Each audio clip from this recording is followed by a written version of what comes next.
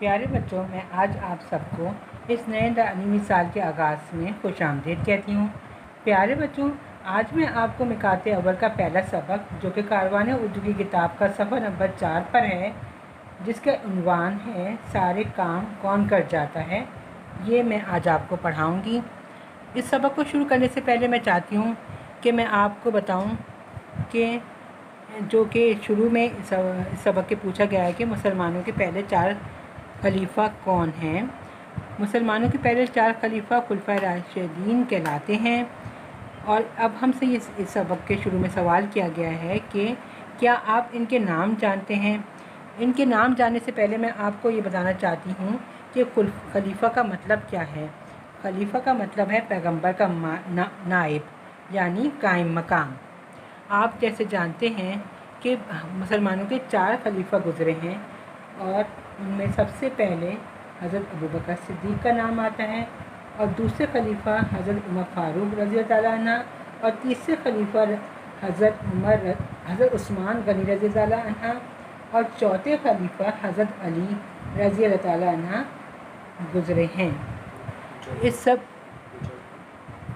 اس سبق کے شروع میں یہ بتایا گیا ہے کہ مدینے کے قریب ایک اندھی بڑھیا جو کہ بہت ہی بڑھیا جھوپڑی میں رہتی تھی، وہ بیچاری بہت کمزور اور غریب تھی۔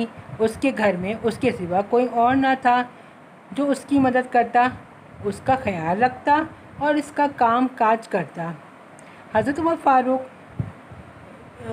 رضی اللہ عنہ کو جب اس بڑھیا عورت کے بارے میں پتہ چلا تو آپ رضی اللہ عنہ ہر روز صبح سویرے بڑھیا کے گھر جاتے، اس کے گھر میں جھاڑو دیتے، پانی بھرتے، ضرورت کی چیزیں بازار سے لا کر رکھ دیتے۔ بڑھیا تو بیچاری اندھی تھی، اسے پتہ بھی نہ چلتا، اور حضرت عمر رضی اللہ عنہ خاموشی سے اس کے سارے کام کر کے چپ چاپ چلے جاتے۔ ایک عرصے تک ان کا یہی معمول رہا۔ یہ بات تو آپ لوگوں کو پیراگراف اچھی طرح سمجھ آ گیا ہوگا کہ حضرت عمر فاروق اس بڑھیا کی مدد کس طرح کرتے تھے۔ اس سبق کے اگلے پیراگراف میں ہمیں آگے بتایا جا رہا ہے کہ ایک دن جب حضرت عمر رضی اللہ عنہ اس بڑھیا کے گھر آئے تو دیکھا کہ گھر میں جھاڑو بھی دی جا چکی ہے، مٹکوں میں پانی بھی بھرا ہوا ہے، اور ضرورت کی ہر چیز بھی گھر میں موجود ہے۔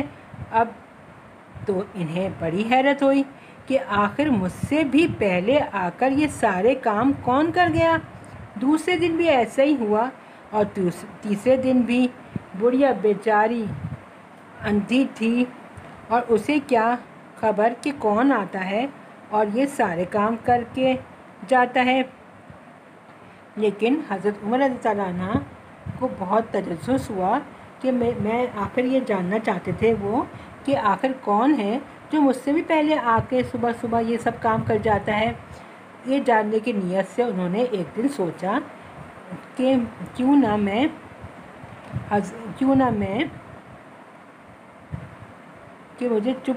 مجھے چھپ کر یہ راز جاننے کی کوشش کرنا چاہیے۔ اگلی رات کو آپ رضی اللہ عنہ دروازے کے قریب چھپ کر کھڑے ہو گئے۔ ابھی صبح ہونے میں کافی دیر تھی کہ ایک صاحب چپکے تشریف لائے اور گھر کے سارے کام خاموشی سے کرنے لگے۔ انہوں نے پہلے گھر کی جھاڑو دی، پھر مٹکوں میں پانی بھرا۔ حضرت عمر رضی اللہ عنہ اندھیرے کی وجہ سے ان کو پہچان بھی نہ سکے۔ جب وہ صاحب کام کر کے دروازے کے پاس پہنچے تو حضرت عمر رضی اللہ عنہ انہیں دیکھ کر حیران رہ گئے۔ وہ کوئی اور نہیں، اس وقت کے خلیفہ حضرت ابوبکر صدیق رضی اللہ عنہ تھے، جو خلیفہ وقت ہونے کے باوجود بھی اس بوڑھی عورت کا اتنا خیال رکھتے تھے کہ گھر کا ہر کام اپنے ہاتھ سے کر جاتے تھے۔ حضرت عمر رضی اللہ عنہ نے کہا، امیر المومنین، پہلے تو یہ سارے کام میں کرتا تھا، اب آپ رضی اللہ عنہ یہ سب کیوں کرنے لگے ہیں؟ حضرت ابوبکر صدیق رضی اللہ عنہ نے جواب دیا، اس وقت میں امیر المومنین نہیں تھا۔ خلیفہ بننے کے بعد یہ میری ذمہ داری ہے کہ میں ہر فرد کا خیال रखूं। मुझे प्यारे बच्चों, हमें इस सबक से ये सबक मिलता है कि जब हमने देखा कि हज़रत अबू बकर सिद्दीक़ जो कि मुसलमानों के अमीरुल मोमिनीन थे, यानी मुसलमानों के सबसे बड़े हाकिम के ओहदे पर फाइज होने के बावजूद अपने हाथों से उस बुढ़िया के घर की झाड़ू तक देते आया कि हर फर्द का ख्याल रखना अपनी ज़िम्मेदारी समझते थे ताकि उनके खिलाफत के दौर में किसी को कोई भी तकलीफ़ ना हो। तो ये था इस सबक का मरकज़ी ख़याल। शुक्रिया।